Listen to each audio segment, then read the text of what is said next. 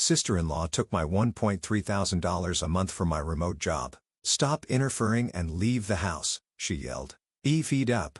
I said, "Okay, I'm gone." I moved and set my balance zero.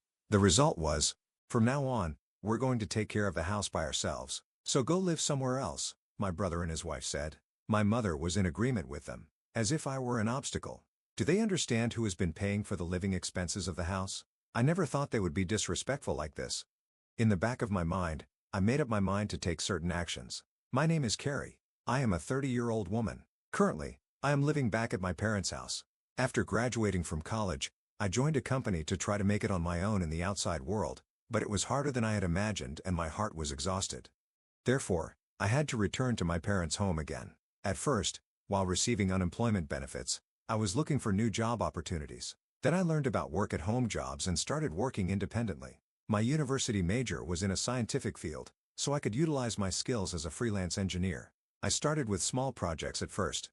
Although the income was small, the experience of working from home was very meaningful. Unlike most companies, I was able to earn enough money without having to interact with people as much. And I gradually gained confidence in my ability to work at my own pace. Then, I worked steadily at my job. Gradually, I began to be entrusted with larger projects, and my income started to rise. After about a year, I was earning as much as a regular company employee. But the trouble is, my parents, especially my mother, didn't really understand me working at home. My father was convinced when I explained in detail, but my mother was a bit old-fashioned in her thinking and was afraid of what she didn't understand. No matter how many times I explained that I take my job seriously, she would end up saying things like this: "How long are you planning on staying home?" At first, I thought it was for your mental health, but it's been over 2 years now. You should try working outside more. I tried to explain in all sincerity, but my mother did not quite understand. My mother said, "You're just doing something online." She was often suspicious of me. How could I make her understand? No matter how much I tried to explain, my mother would not be convinced. I showed her emails from clients and my salary statements, but no matter how much I tried, she would not accept my lifestyle. My mother said, "Isn't that some kind of shady business or religion you're involved in?" That's not true. I receive my payments regularly and it's a reliable job. I explained, but my mother would not budge. There's always the possibility that it's unemployment benefits, right? And it's not like you can receive them forever. My mother's worries were endless. I had considered living on my own, but I had not yet saved enough money to do so. Around that time, my father's legs and back deteriorated and he needed nursing care. My father retired early and faced a sudden loss of income. "Dad, are you okay?" "Oh, Carrie, I'm sorry to worry you, but I've got my pension so I'll make it work." I thought about it, but considering how much mother spends, "Are you sure you can handle it?" "Either way, I guess we'll just have to make do with what we have in savings." My father's face was quite tired. Perhaps he was feeling anxious about the future. For a long time, I attended college with my father's financial support. Furthermore, I have been living with my father's help even when I returned to my parents' home after suffering from mental health problems. Is it really a good idea to leave my father alone and continue to live on my own? My mother was also confused by my father's sudden condition.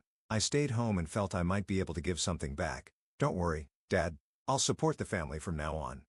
"Oh, really?" my father said in surprise, "but I can't imagine you have that much income." "Don't worry, Dad. My current income is quite stable." I showed my father my bank account information. My father had always understood my situation, so I believed he would be convinced. "Carrie, I didn't know you were so solid." "Yeah, I've been getting more income lately." "Then, can you help us out a little?" "Of course. You've done so much for us, so I'll support you from now on." "Thank you, Carrie." This led me to support the living expenses of the house, my father's medical bills, and many other expenses. I would transfer a certain amount of money to my father's bank account each month to help with the household expenses. Since my mother had been using my father's credit card for some time, I created a new main card and gave the supplementary card to my mother. My father saved as much as he could and asked my mother to do the same to save money. My mother said, "What? Then, should we kick Carrie out of this house? Carrie is contributing financially. It's going to be a lot harder without her." "Is that true?" My mother was not convinced. She was also suspicious about my support. My father convinced my mother and she finally agreed to let me live with her. I then continued to work while helping out at home. My mother took my help for granted and was very strict with me. "Can't you finish your chores faster?" "Sorry. It's not easy because I'm also working at the same time." "You keep saying that, but is it really that difficult?" My mother did not understand and did not listen to me. I realized that my relationship with my mother was becoming irreparable. My father understood what I was doing and that helped more than anything.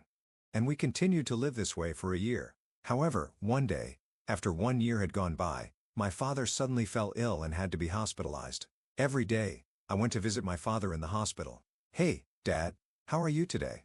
"Oh, thank you, Carrie. It doesn't look like it's going to get better anytime soon, but I hope it's a little less of a burden for you." "Don't think that way. Taking care of you wasn't a burden for me, but I know that you and Mom haven't been getting along." "Well, that's a little." After my father was hospitalized, the relationship between my mother and I deteriorated further. I felt suffocated at times living with my mother. But don't worry. Nevertheless, I still wanted to support my father and mother as a family. I was especially grateful when I recalled how my mother made my lunchbox every day when I was a student and how she put effort for dinner every night. But then, something that changed my mind completely happened. My mother said to my brother Kevin, "I've been waiting for you. You're late." "Sorry, Mom. I've been a little busy." "Hi, Mother-in-law." "Hi, Mary. Thank you for coming." I was too surprised to say anything. Then, I approached my brother Kevin and his wife, Mary, and they looked at me with a cold stare. Suddenly, my brother told me somehow, "We're going to live here from now on too." "What? Why?" Mom was worried. "She thought it might be a bit tough for you to live here alone while Dad's not around." "I see." In surprise, I turned to my mother, but my mother looked away. My brother said, "I hope this will make Mom feel a little better. We'll support you, Carrie." My brother's wife said with a smirk, but I had a feeling that there was another meaning hidden in those words. My mother said, "Thank you. Both of you. Carrie, I hope you're willing to do a little work. Otherwise, it might be hard for you to stay in this house." This topic again. Although, it was unexpected that my brother and his wife were invited to this house. My brother graduated from a fine college and worked for a solid company. I'm sure he earned an ample amount of salary, but I was also working hard in my own way. Could they manage even without me? A new life began at home. Living with my brother and his wife turned out to be more challenging than I had imagined. "Perry, aren't you up yet? Wake up and make breakfast," my brother's wife yelled, banging on my door. "I'm already up. I'm working early." Truly, I was fully awake and in full work mode. As a morning person, this was the most focused time of the day for me. I wanted to spend that time of day without anyone disturbing me. "Really? Then get on with it and get breakfast ready." "Oh, do I have to make everything by myself?" Our family was usually free in the morning and we ate what we wanted, when we wanted. My mother and my brother's wife were both home. And if it was for my brother, I thought it would be normal for his wife to prepare it for him. My sister-in-law said, "We're going to live together so we need to cooperate, right?" I forced myself to help them prepare breakfast, but the three of them didn't seem satisfied. "Is this what you prepared for breakfast? This isn't enough." I prepared a breakfast plate of soft scrambled eggs, a refreshing lettuce salad, fresh buttered toast, and a juicy sausage. I thought a breakfast like this would be pretty good, but did I miss something? "Then you don't have to eat it." Hearing this, the three of them looked surprised. "What? What's with that attitude?